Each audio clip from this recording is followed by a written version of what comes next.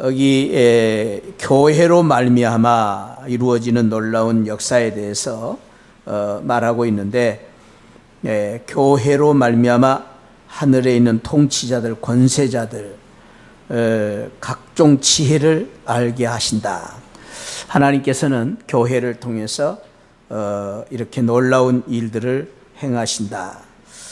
교회를 통해서 하나님께서 영원 전부터 또 예정하신 백성들을, 하나님의 백성들을 모아서 또 하나님의 놀라운 능력을 행하신다. 교회를 통해서 그의 영광의 풍성함을 나타내시고 또 성령의 능력으로 말미암아 강건하게 하시고 또 교회로 말미암아 또 성도들의 신앙의 뿌리가 깊어지게 하고 지식이 넓어지고 역사하는 능력을 따라서 모든 것에 넘치도록 능히 하실 그런 하나님의 영광이 나타내게 하신다라는 내용이 오늘 이 에베소서에 기록되어 있습니다. 교회가 얼마나 귀한 것인가, 영광스러운 것인가 하는 것을 말해주고 있습니다. 어느 교회의 집사님 한 분이 재직회 때에 서로 이렇게 논쟁을 벌여서 서로 싸우는 것을 보고 교회에 시험이 들어서 신앙을 중단한 채 오랫동안 이렇게 결석을 하고 있었습니다. 목사님이 여러 차례 신방도 가고 또 권면을 했는데 집사님이 한동안 이렇게 결석을 하시는 중에 이런 편지를 목사님한테 보냈습니다. 목사님, 정말로 신앙생활을 하기 위해서 꼭 교회에 출석을 해야 하는가요? 저는 요즘 저 혼자서 집에서 예배를 드리고 있습니다. 방송을 통해서 귀한 목사님들의 설교를 들으며 많은 은혜를 받고 있습니다. 정말 교회 없는 신앙생활이 불가능한가요? 라는 편지를 받은 것입니다. 오늘날 이런 시험에 들어서 교회의 문제로 인해서 또 여러 가지 교회에 또 요즘 나오는 불미스러운 뉴스들을 통해서 시험을 받는 그런 사람들이 어디 한두 번이겠습니까? 많은 분들이 그런 생각을 가지고 있을 수 있습니다. 그 목사님은 기도하는 가운데 그런 답장을 그 집사님에게 보냈다고 합니다. 정말로 교회 없는 신앙생활이 불가능할까요? 라는 그 질문에 대해서 불가능한 것은 아닙니다. 그러나 이런 경우를 상상해 보십시오. 군인이 군대를 가지 않고 군인이 될 수 있을까요? 백성이 세금을 내지 않고 투표를 할 수 있는, 투표를 하는 시민을 정상적인 국민이라고 할 수 있을까요? 등산하는 등산가가 베이스 캠프를 거치지 않고 정상에 오를 수 있을까요? 환자가 병원이 없이 치료를 받는 것이 정상일까요? 학생이 학교를 가지 않고 스승이 없이 공부를 하는 것이 정상일까요? 벌집이 없이 날아다니는 벌이 정상일까요? 이런 질문을 했다고 합니다. 여러분들은 이 질문에 대해서, 이 답변에 대해서 어떻게 생각을 하십니까? 유명한 천재이면서 과학자인 아인슈타인은 사실은 신앙이 좋은 분이었습니다. 그러나 그 아인슈타인 시대에 독일의 나치의 핍박과 또 그 행포를 보면서 그러한 행포 속에서 교회가 침묵을 지키고 아무 말도 하지 않는 교회를 보면서 실망을 했습니다. 교회가 하나님의 교회라는 교회가 과연 이런 이 시대에 아무 말도 없이 저렇게 무용지물처럼 지내는 그러한 교회를 보면서 심각한 회의를 느끼고 교회를 중단을 했습니다. 그런데 한동안 그가 지켜본 교회, 나약하고 그렇게 국가의 위기 속에서 침묵만 지키고 있던 그 교회를 부정적으로 바라보고만 있었던 그 아인슈타인에게 또 다른 시각이 있었습니다. 그것은 그렇게 어렵고 힘든 국가적인 상황 속에서도 매주일 한 번도 빠지지 않고 묵묵히 예배를 드리고 있는 그 하나님의 백성들을 보면서 또 다른 생각을 갖게 된 것입니다. 아무 말도 없이 무기력하게 보였던 그 교회의 모습을 보면서 실망을 했다면 그는 끊임없이 변함없이 그러한 어려움 속에서도 묵묵히 예배드리는 그 성도들의 모습을 보면서 진지한 신앙의 모습을 보게 된 것입니다. 그래서 그는 국가를 위해서 끊임없이 기도하고 하나님을 향하여 끊임없이 예배드리는 그 조용한 가운데에 침묵 속에 예배드리는 그 성도들의 모습을 보면서 눈물을 흘리며 잘못을 사과하고 그리고 다시 교회에 돌아와 신앙생활을 했다라는 이야기를 들어봤습니다. 교회가 무엇인가? 우리는 교회를 바로 알아야 됩니다. 지난주에 우리는 교회가 무엇인가에 대해서 첫 번째 내용을 같이 다루었는데 오늘 여러분들에게 인쇄물을 이렇게 나눠드렸습니다. 지난주가 아니고 몇 주 전에 이 내용을 같이 나누었더니 제가 이 프로젝트를 통해서 했더니 그걸 어떻게 다 적습니까? 이해하기도 힘드는데 적을 수가 없습니다. 목사님이 다 답을 적어 주십시오. 그렇게 말씀하시는 분들이 계셔서 그냥 제가 이렇게 노트를 드렸습니다. 사실은 거반 다 이렇게 설명이 되어 있습니다. 그래서 혹시 이 설명이기 때문에 또 안심하고 좋은 분이 있을까 봐 걱정이 됩니다만 그래도 제가 여러분들을 전적으로 또 신뢰하기 때문에 여러분들이 이 내용을 잘 이렇게 이해를 하시기를 바라면서 이 내용을 이렇게 설명을 해서 드렸습니다. 지난주에 우리는 교회는 어머니와 같다 그런 이야기를 드렸습니다. 어머니가 자녀를 양육시키고 자녀를 낳고 자녀를 양육시키고 또 어머니가 이제 가정을 이렇게 돌보는 것처럼 교회는 바로 그런 역할을 하는 것이다.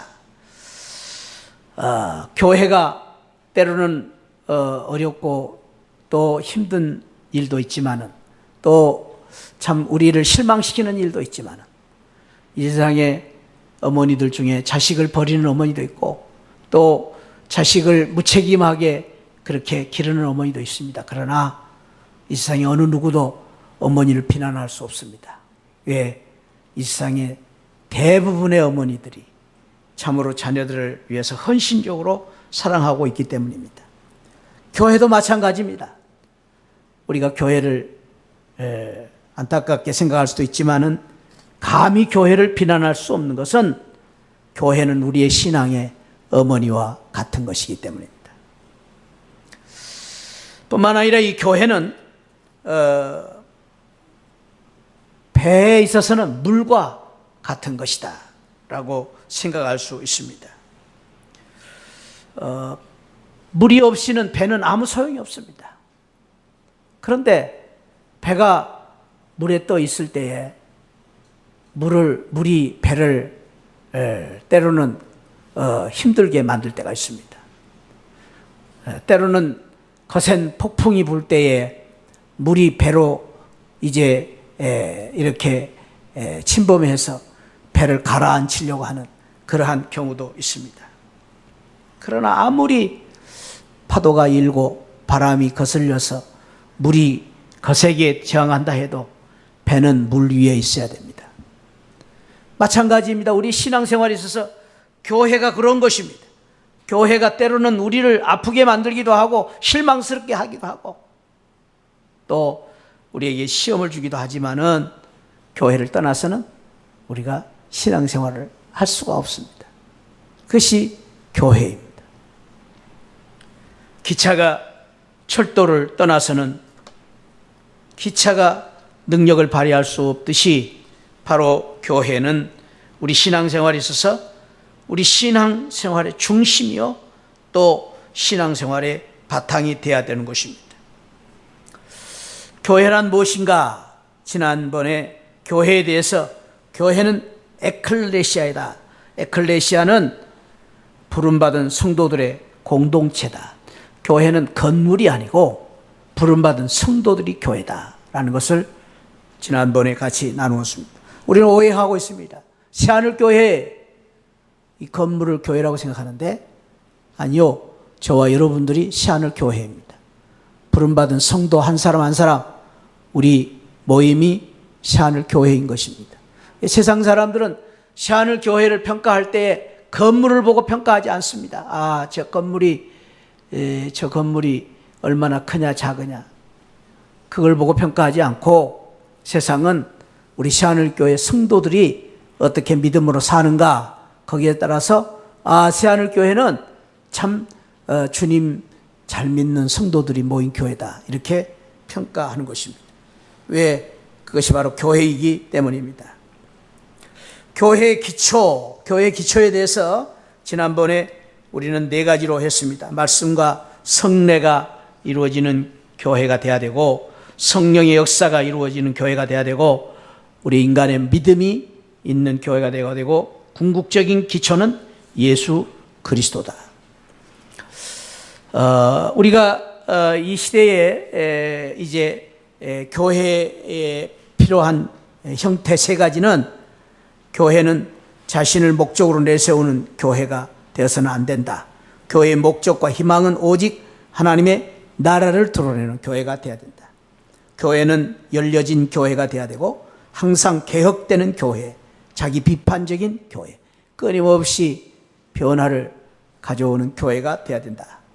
교회는 사귀는 교회, 나누는 교회, 일치하는 교회, 그리고 희망과 고통을 나누는 교회가 되어야 된다.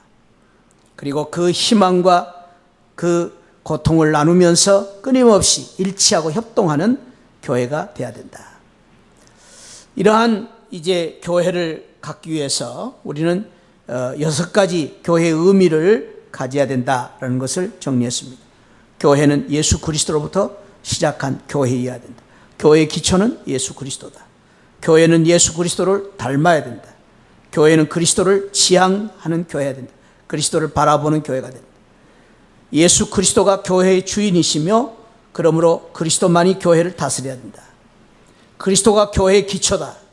그래서 늘 우리는 그리스도 안에서 내 삶을 비춰보고 비판하고 반성하고 수정하는 그런 예수 그리스도로 말미암아 개혁하는 교회가 되어야 된다.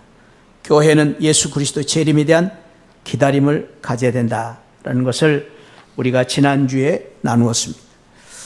이제 오늘은 2번째로 교회란 무엇인가 교회에 대해서 2번째 시간을 가지려고 합니다. 교회는 무엇보다도 진리와 기둥의 터가 되어야 됩니다. 진리가 선포되는 교회가 되어야 되는 것입니다. 그래서 교회라는 것은 규모가 문제가 아니라 진리가 있느냐 없느냐가 문제인 것입니다. 하나님의 참된 교회는 사람의 지식을 만족시켜주는 데 있지 않고 사람의 감정을 만족시켜주는 데 있지 않고 하나님의 말씀인 성경 말씀에 합치하는 성경 말씀을 바르게 배우고 바르게 지키는 교회, 그것이 바로 진정한 교회다라는 것입니다. 우리가 끊임없이 이제 이 교회를 생각할 때에 교회가 개혁돼야 된다라고 말하는데 그 개혁은 말씀으로 돌아가는 것입니다. 말씀 속에서 교회를 다시 바라보는 것입니다. 그래서 우리 교회가 좋은 교회냐 나쁜 교회냐 그것은 다른 데 있지 않습니다. 우리 교회가 하나님의 말씀을 잘 가르치고 바르게 가르치고 바르게 선포되고 그 말씀대로 지키려고 애를 쓰는 교회, 그 교회면 우리 교회는 틀림없이 좋은 교회입니다. 여러분들이 보실 때 우리 시하늘교회가 그런 교회라고 지금 아마 짐작이 되실 것입니다. 그런 면에서 여러분들은 우리 시하늘교회 좋은 교회 잘 다니고 계십니다. 그 자부심을 가지시기 바랍니다. 할렐루야. 말씀을 바로 가르치는 교회, 그 교회가 좋은 교회입니다.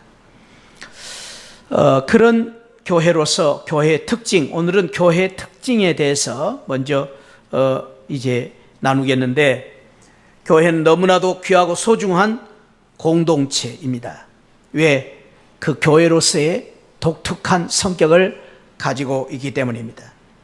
교회의 특성에 대해서 니케아 신조 가운데에, 그 니케아 신조 가운데에 교회에 대한 고백을 하였는데 이런 고백을 했습니다.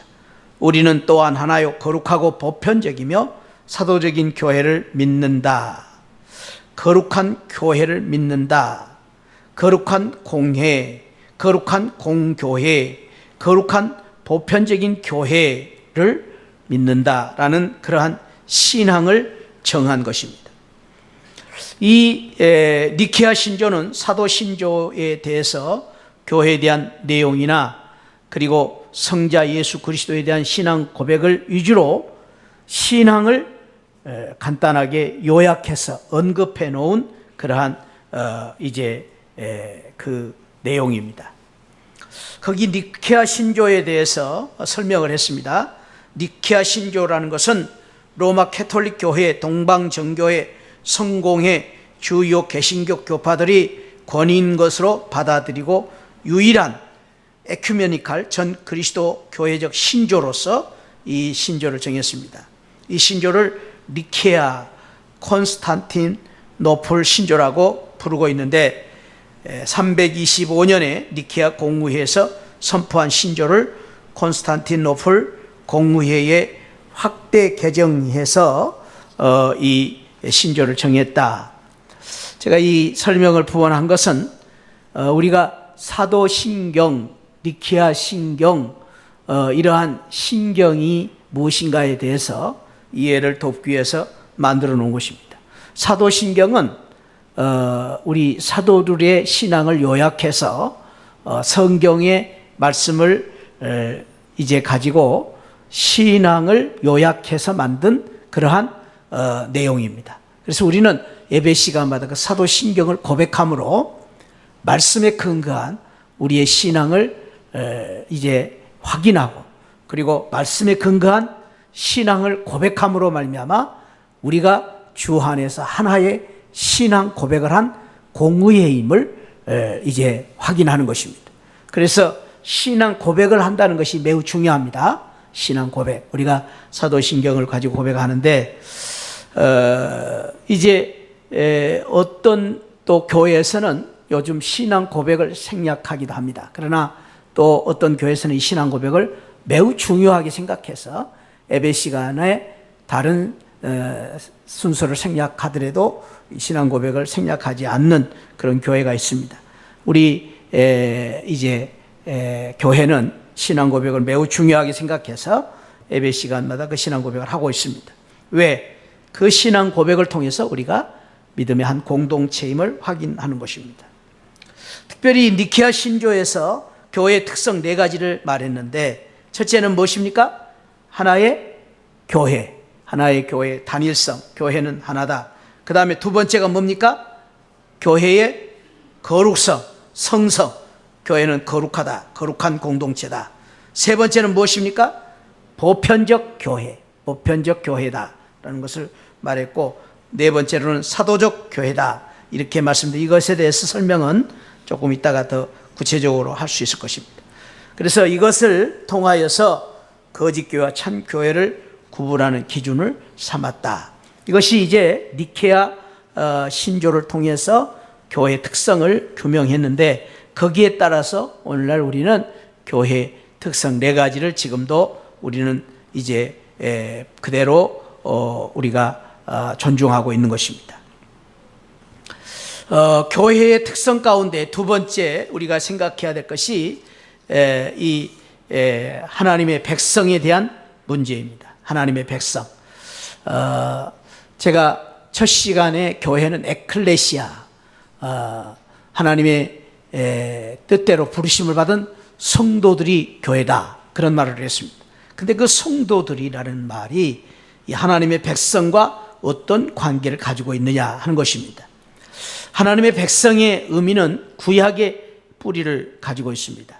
그래서 그 근본은 유대 공동체, 이 하나님의 선택받은 백성들인 유대 민족 공동체와 결합이 되어 있습니다.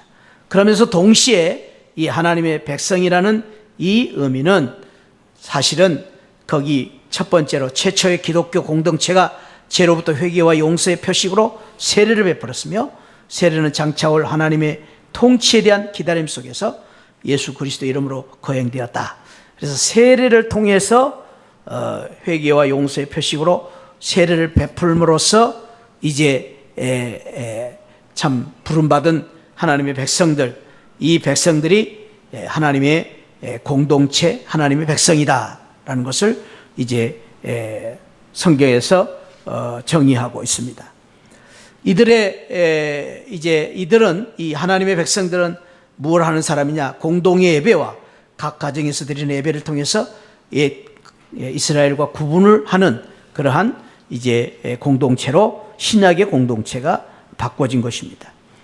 구약의 공동체는 함께 성전에 모여서 이제 절기 때마다 예배를 드리는, 제사를 드리는 공동체였다면은, 신약의 공동체는 예배와 각 가정에서 드리는 예배를 통해서 이제 구약의 공동체와 구별이 되었다.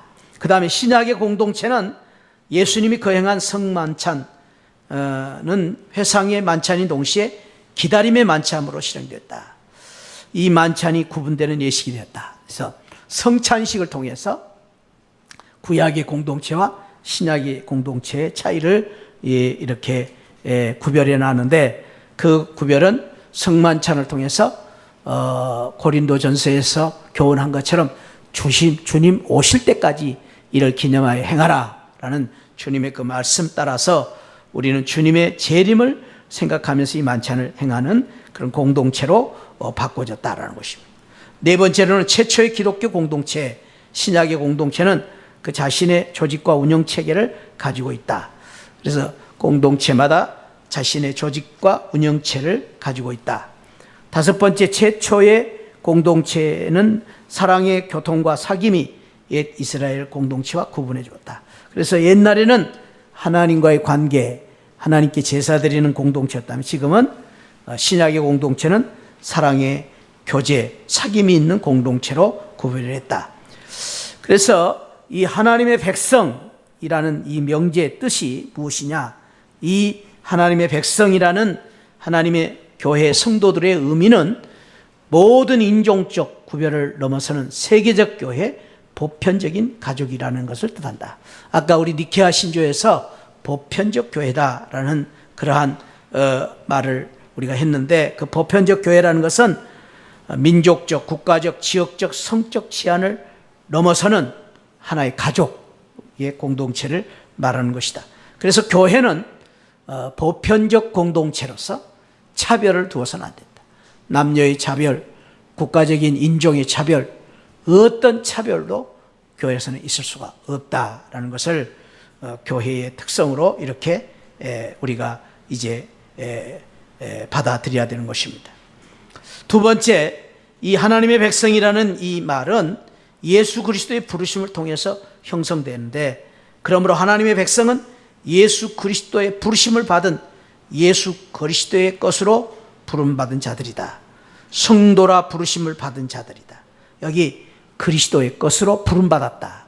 우리는 그리스도의 것이다 라는 그러한 의미를 담고 있습니다. 또한 세 번째, 하나님의 백성 교회는 하나님의 부르심에 응답하고 복종하는 사람들로 구별된다. 하나님의 백성은 하나님의 부르심에 응답하고 복종하는 사람이다. 그 다음에 교회는 네 번째로 이스라엘 백성과 연결성을 가지고 이스라엘 신앙 속에 숨어있는 메시아적 희망과 기다림을 계승해야 된다. 끊임없는 메시아적 기다림을 우리가 계승하는 것을 뜻한다. 또 다섯 번째, 교회는 죄인인 동시에 의인인 사람들로 구성되기 때문에 교회는 오류와 제약에 빠질 수 있다라는 것을 말한다. 그래서 교회는 언제나 항상 개혁돼야 된다. 여기서 이제 여러분들이 다시 유념하셔야 될 것은, 교회는 오류와 제약에 빠질 수 있는 것이 죄인인 동시에 의인인 사람들로 구성되어 있기 때문이다라는 것입니다. 그래서 교회에서 우리가 때로는 실망을 가질 수 있고, 교회가 우리를 때로는 시험에 들 수도 있다. 그것을 우리는 염두에 둬야 된다. 그러면서 우리는 언제나 그 오류와 잘못을 인정하면서도 동시에 그것 때문에 항상 우리가 새롭게 변화되고 개혁되어야 된다라는 그러한 사명을 우리는 가지고 있습니다. 여섯 번째로, 교회는 주님이신 예수 그리스도의 직분에 따라 항상 예언자직 백성으로서 하나님 나라의 기쁜 소식, 곧 구원의 복음을 선포하고 회개를 촉구하는 제사장적인 사명을 가지고 우리가 복음을 선포하는 교회로 늘 존재해야 된다라는 것입니다. 그리고 일곱 번째, 구약 성경에서 하나님의 백성은 히브리라고 불리는 사람들이었습니다. 이들은 하루비, 하나님의 보호 영역 안에 있는 존재하는 사람들을 의미합니다. 그러므로 오늘 신약의 교회도 하나님의 보호하심 안에 존재하는 하루비들, 하나님의 보호하심 속에 존재하는 우리 백성들이 모인 교회가 바로 교회다라는 것입니다. 여덟 번째, 매우 중요한 또 이 명제 중에 성격 중에 하나입니다. 우리 한번 읽어봅시다. 시작. 교회의 존재의 목적은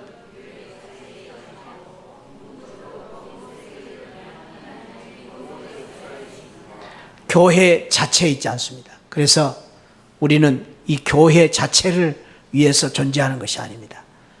다시 말해서 교회를 건축하고 교회를 아름답게 단장하는 것이 목적이 아닙니다.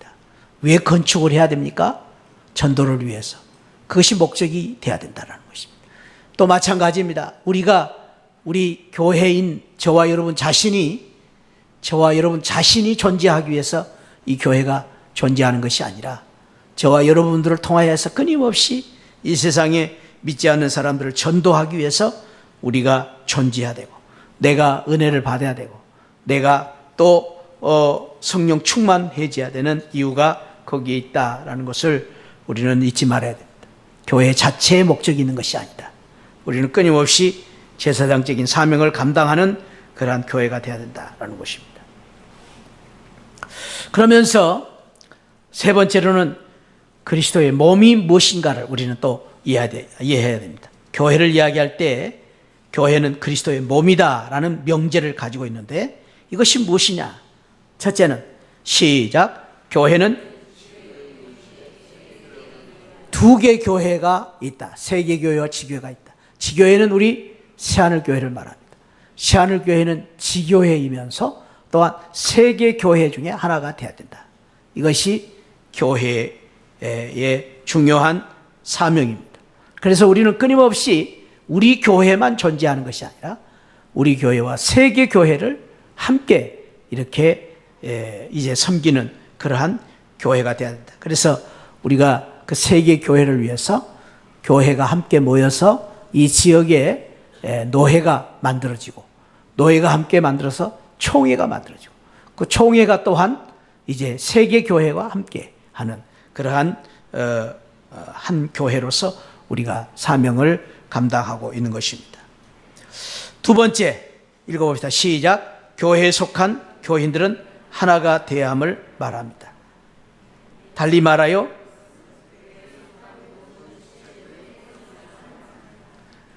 하나가 되어야 된다. 그 말은 교회에 속한 모든 우리 성도들이 모든 지체 의식을 가지고 통일성을 가지고 하나가 되어야 된다. 그래서 교회 안에서 모든 성도가 하나임을 우리는 늘 잊지 말아야 돼. 왜? 교회는 하나의 몸이기 때문에 몸이 우리가 지체가 함께 모여서 하나의 몸을 이루듯이 우리 모든 성도들은 하나가 되어야 된다. 그것이 늘 우리의 중요한 또 교회에 대한 사명이 되어야 된다. 너와 내가 하나가 되어야 된다 하는 것을 잊지 말아야 됩니다. 그 하나가 이제 균열이 있을 때, 갈등이 있을 때 우리 교회에 아픔이 있고 비극이 있는 것입니다. 그 하나를 깨뜨리면 안 됩니다. 그 하나를 늘 지켜나가야 됩니다. 세 번째, 시작. 그리스도의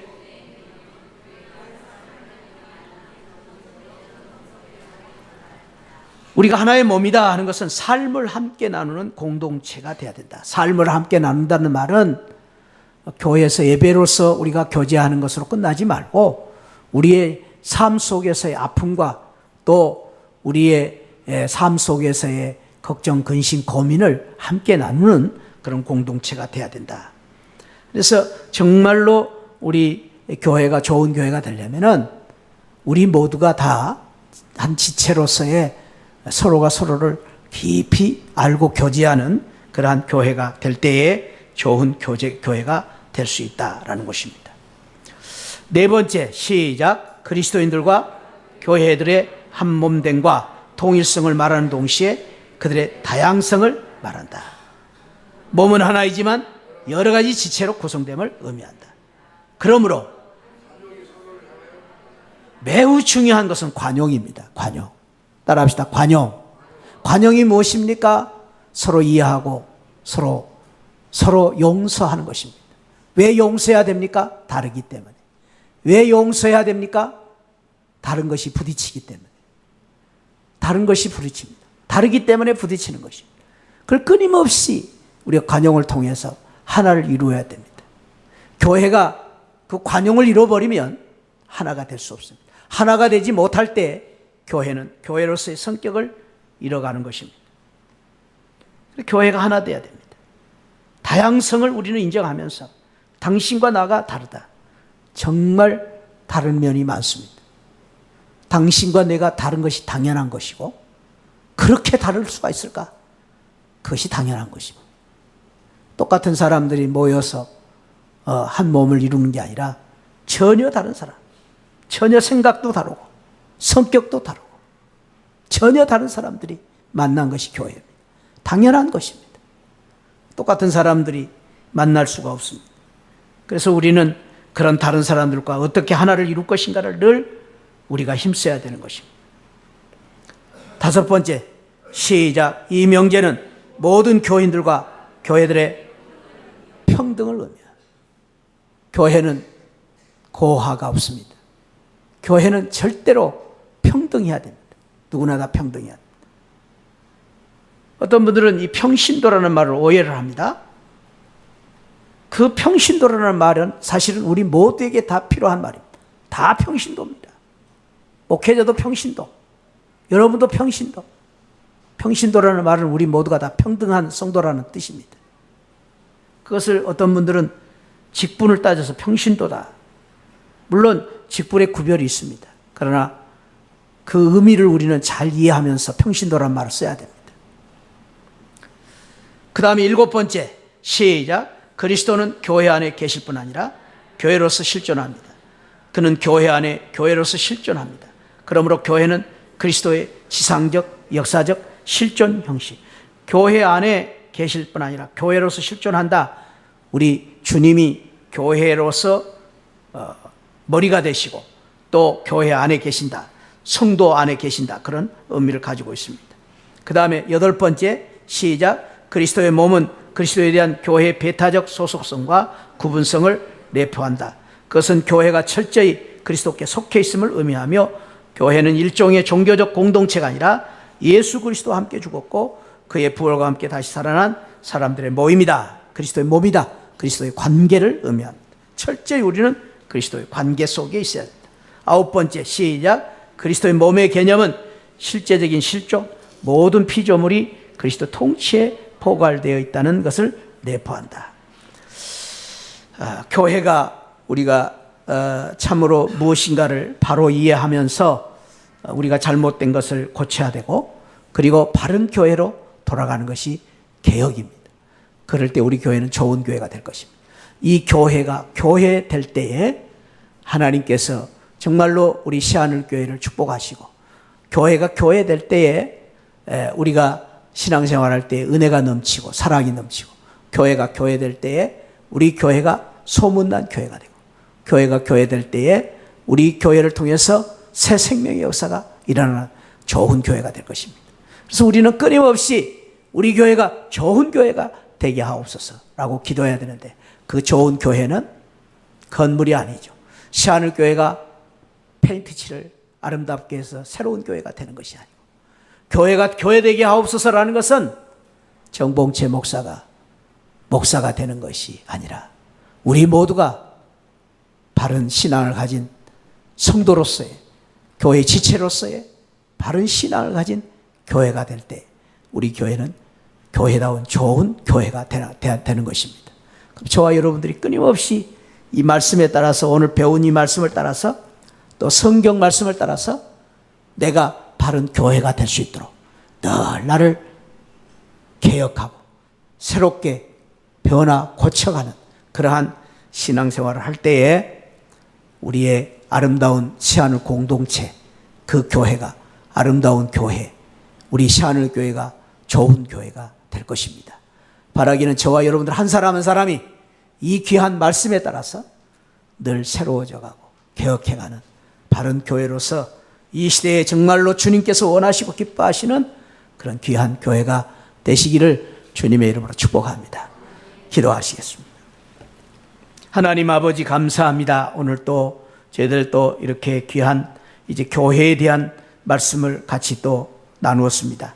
하나님 아버지, 교회가 없이는 우리가 신앙생활을 할 수가 없고, 교회가 참으로 이제 얼마나 중요한 것인가를 우리가 다시 한번 또 깨닫게 되었습니다. 그 교회가 내가 우리 시하늘 교회이며, 바로 내가 우리 시하늘 교회의 지체임을 다시 한번 깨닫고, 내가 바르게 이제 신앙생활함으로 말미암아 우리 시하늘 교회를 바르게 만들어가는 그런 아름다운 교회로 세워갈 수 있는 귀한 이제 믿음을 저희들이 다시 한번 오늘 깨닫게 되었사오니, 우리 모두가 여기에 있는 우리 한 사람 한 사람이 시하늘 교회, 바른 교회, 좋은 교회가 되어서 우리 교회를 아름다운 공동체로 만들어가게 하여 주옵소서. 하나님 아버지, 우리 시하늘 교회에 와서 모든 사람들이 와서 예배드리는 열린 교회가 되게 하시고, 우리 시하늘 교회는 모든 사람들이 평등한 교회가 되게 하시고, 우리 시하늘 교회는 모든 사람들이 은혜받고 사랑받는 교회가 되게 하여 주옵소서. 우리 시하늘 교회에 와서 아버지 하나님이여, 사랑의 영광로, 성령의 충만한 은혜로 말미암아 우리 여기에 모인 모든 백성들이 녹아지고 새로워지는 역사가 일어나는 아름다운 교회 되게 하여 주옵소서. 우리 교회는 예수님이 아버지 하나님이여 참으로 영광을 받으시고, 우리 교회 와서 예수님을 만나고 우리 모두에게 예수 그리스도가 최고가 되는 그러한 교회가 될 수 있도록 축복하여 주옵소서. 하나님 예수 그리스도 중심으로 우리가 하나 되게 하시고, 예수님만 높이고 예수님만 드러내는 교회가 되게 하여 주옵소서. 하나님, 목사인 부족한 종으로부터 우리 장로님, 권사님, 안수 집사님들, 하나님 모든 집사님들, 우리 교회 모든 성도님들이 예수님을 닮아가게 하시고 예수님을 드러내는 우리 귀한 교회가 되게 하여 주옵소서. 오 아버지 하나님, 우리 교회 좋은 교회 만들어 주시기를 원하오며, 이 말씀대로 저희들이 또 깨닫고 살기를 원합니다. 저희들을 축복하여 주옵소서. 예수 그리스도의 이름으로 기도하옵나이다. 아멘.